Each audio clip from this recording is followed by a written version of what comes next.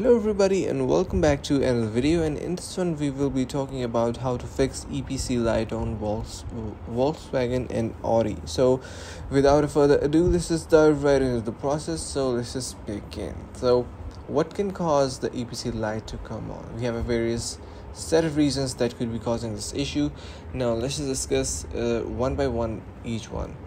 Okay, so the malfunctions with fuel meter, timing, or emissions. Now, obviously, if you're driving a car, you're going to be monitoring your fuel, and you need to just keep the track how your fuel is being used, how much economy it is producing, how much fuel is left in general, and how much is more needed, and stuff like that, whatever the feature that your car provides using the fuel metering.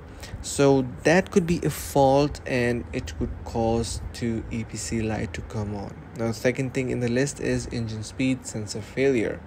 This is a crucial one, so make sure that your engine speed sensor is working perfectly fine if you have the EPC light coming on. And other problems are sensors such as crank or cam position sensor, mass airflow sensor, and even the brake light switch. The traction control problems are really common because sometimes when you're just driving your car, there could be some issue with your traction system and could be causing your EPC light to come on. So if you're headed over to your mechanic or professional help, make sure that you check up your traction control problems and if they are working fine. Now, the vehicle stability control problems, another really popular ones, because stability is really crucial in maintaining that smooth ride and all that stuff. So cruise control issues is another thing that you should keep in mind.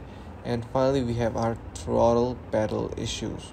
So yeah, these are some of the issues that could be causing your EPC light to come on your Volkswagen or an Audi. So I really hope you found this tutorial helpful. If you did so, make sure to subscribe to the channel, like the video, and share with your friends. Thank you so much for watching, and see you around the next couple of tutorials.